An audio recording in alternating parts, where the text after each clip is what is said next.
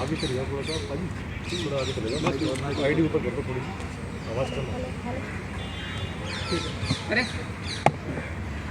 Sir क्या कहेंगे, जिस तरह से नागपुर में आप प्रोटेस्ट मार्च करने जा रहे थे और आपको डिटेन कर लिया गया और ऊपर से जानकारी आ रही है कि एफआईआर हो गई आप पर, क्या कहना चाहेंगे?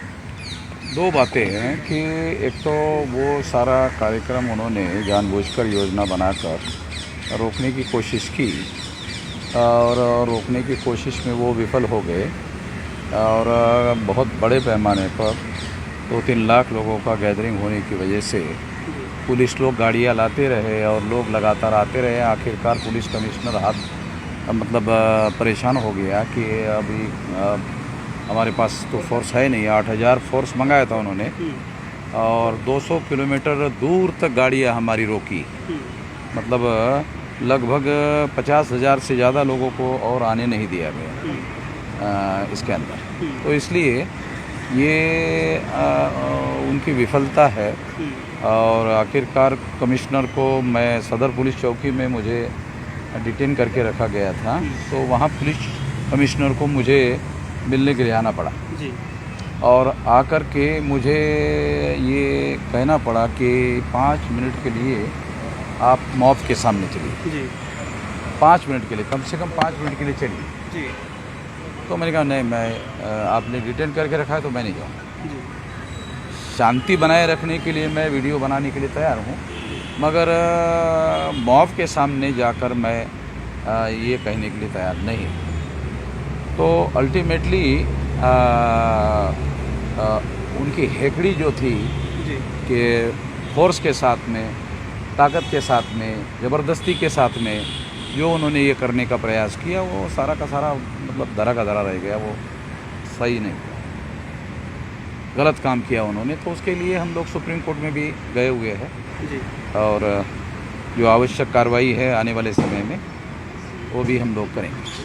दिल्ली सरकार में मंत्री थे राजेंद्र पाल गौतम, उन्होंने 22 प्रतिज्ञा ली और उसके बाद अरविंद केजरीवाल जी ने उनका इस्तीफा लिया मंत्री पद से और भाजपा ने आरोप लगाया है कि 22 प्रतिज्ञा के जरिए हिंदू देवी देवताओं और उनके धर्म का अपमान किया है। इस पर नहीं, मौलिक बात तो ये है कि 26 जनवरी 1950 को संविधान लागू हुआ जी। और 14 अक्टूबर 1956 को संविधान लागू होने के 6 साल के दरमियान बाबा साहब अम्बेडकर ने ये 22 प्रतिज्ञाएं कही। तो उस समय तो कोई इस तरह का आरोप उनके ऊपर नहीं लगाया गया कि उन्होंने हिंदू देवी देवताओं का अपमान किया या उन्होंने गाली गलौज करने का काम किया। तो ये मीडिया के द्वारा खबरें बनाकर ऐसा माहौल बनाया गया है और ऐसा कोई जो 22 प्रतिज्ञाएं हैं उसमें ऐसा कुछ भी लिखा हुआ है नहीं जिससे अपमान करने वाली बात होती हो। ऐसी कोई बात, ऐसा कोई मुद्दा उसमें है नहीं। मुद्दा सर ये है कि और जैसे सिसोदिया जी हैं उनका इस्तीफा नहीं लिया, सत्येंद्र जैन जी का इस्तीफा नहीं लिया, इनका इस्तीफा क्यों मंजूर कर लिया सर, जबकि उन पे आरोप ज़्यादा लगे हुए हैं सर। पर राजेंद्र पाल जी पे ऐसा तो आरोप नहीं था इस्तीफा लेने लगा। हाँ, तो मतलब जो केजरीवाल जी की विचारधारा, भारतीय जनता पार्टी की विचारधारा में कोई अंतर नहीं है ना। क्या दलित समाज सर वोट बैंक के लिए कि बीजेपी की विचारधारा में और केजरीवाल की विचारधारा में कोई अंतर नहीं है, तो उन दोनों के बीच में कंपटीशन है कि कौन राम भक्त लोगों को, ब्राह्मणवादी लोगों को, ब्राह्मणवाद के प्रभाव में आए हुए गुमराह लोगों को अपने साथ रख सकता है। अगर राजेंद्र पाल गौतम का अगर कोई दोष है तो वो ब्राह्मणवादी केजरीवाल के साथ जाने का दोष है, बाकी उसका कोई दोष नहीं है। मतलब वो जो कॉन्ट्रडिक्शन है, राजेंद्र पाल गौतम उस कॉन्ट्रडिक्शन से एक शिकार है।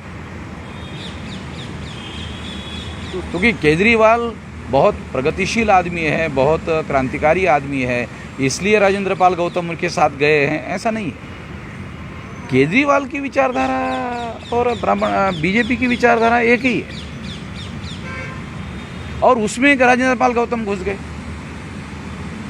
ये कॉन्ट्रेडिक्शन है, उस कॉन्ट्रेडिक्शन के राजेंद्र पाल गौतम शिकार हो गए। राजेंद्र पाल गौतम ने अपने से मान लिया कि केजरीवाल क्रांतिकारी है, मगर वो है नहीं। इससे ये बात प्रमाणित हो गई कि केजरीवाल ने इनका इस्तीफा स्वीकार किया, बाकी लोगों का नहीं किया।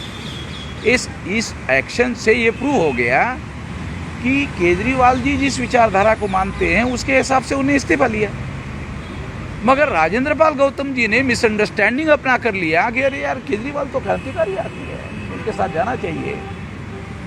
ये गलती केजरीवाल की नहीं है, ये गलती राजेंद्र पाल जी की है। तो कहीं ना कहीं दोषी मानने से बीजेपी और आप में कोई फर्क नहीं रह गया सर?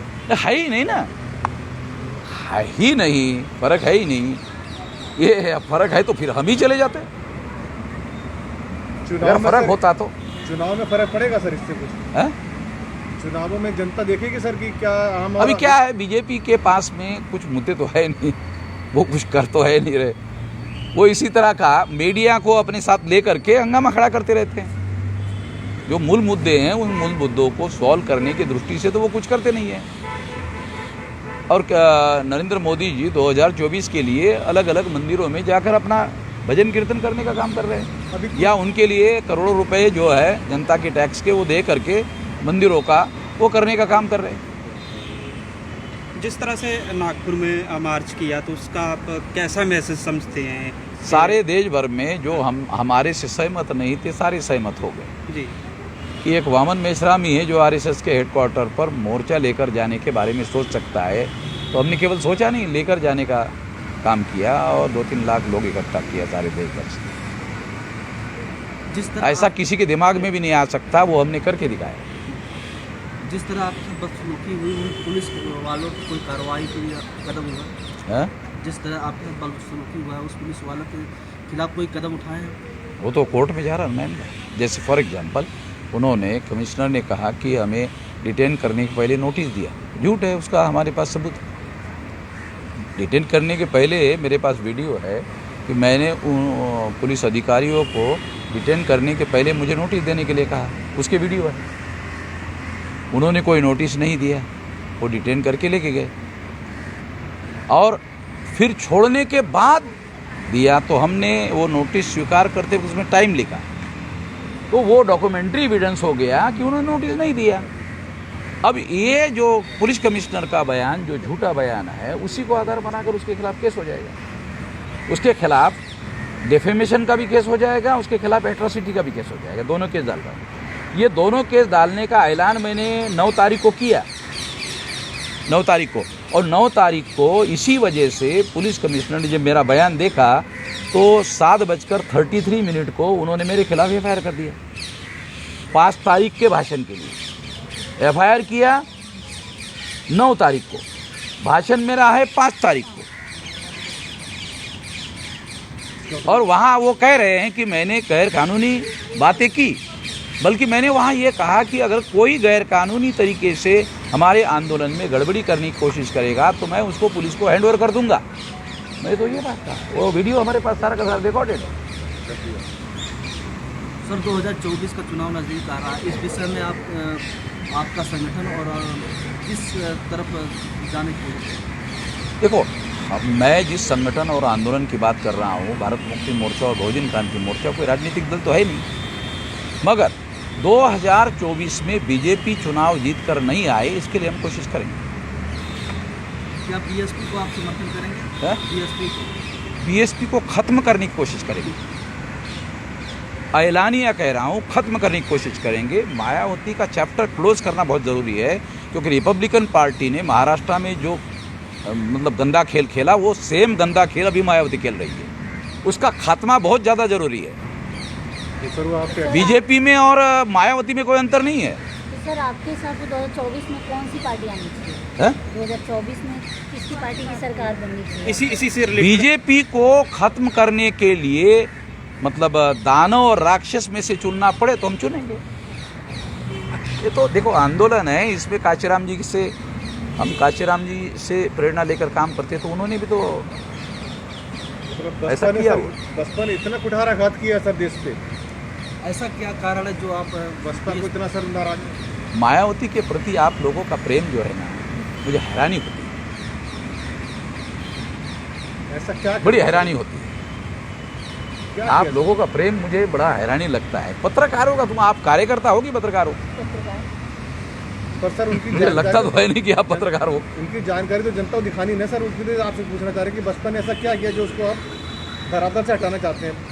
देखो, बसपा के 5 साल उसकी ये रही, 5 साल में अगर वो चाहे तो हमारे लोगों के लिए रिजर्वेशन इन प्रमोशन का कानून बना सकती थी। हाई कोर्ट ने कहा भी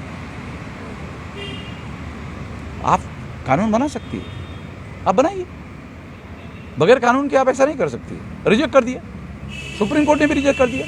एक एग्जाम्पल के तौर पर बता रहा हूं, आपको पता है कि एट्रोसिटीज़ का जो कानून है, उसके लिए जो सर्कुलर मायावती ने निकाला कि किसी भी एट्रोसिटी करने वाले लोगों को जांच पड़ताल पुलिस के द्वारा किए बगैर और सबूत मिले बगैर किसी प्रकार की कोई कार्रवाई नहीं की जाएगी। पुलिस वाले जांच पड़ताल में हमारे लोगों के फेवर में काम करते हैं कई सारे देश भर में। नहीं करते।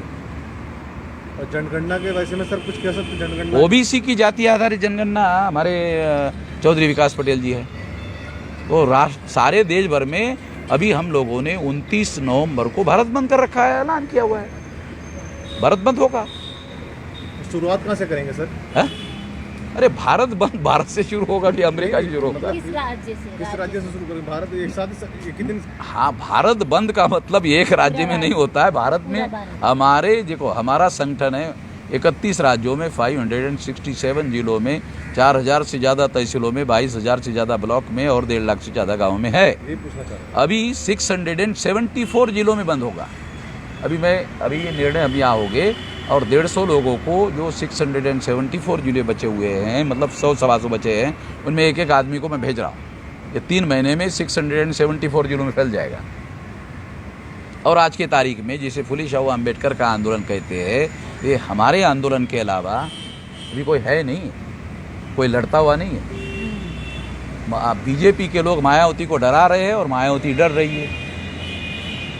डरपोक आदमी हमारी लड़ाई लड़ सकते हैं। अरे भिड़ने वाले लोग चाहिए।